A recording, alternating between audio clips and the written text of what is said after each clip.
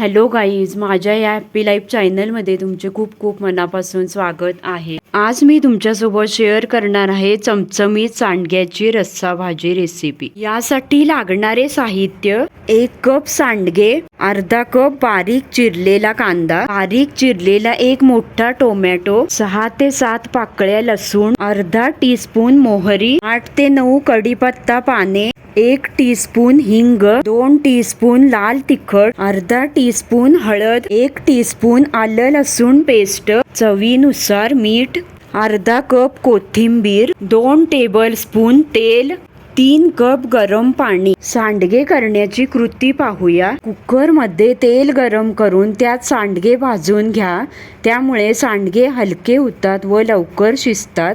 सांडगे भाजले की दुसऱ्या भांड्यात काढून घ्या। आता त्याच तेलात मोहरी टाका।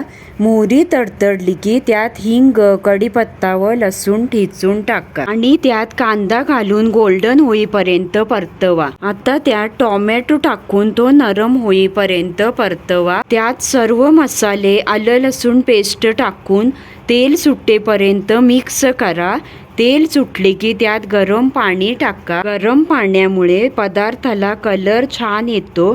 आता मीठ टाकून कुकरचे झाकण लावा आणि 3 शिट्ट्या होऊ द्या।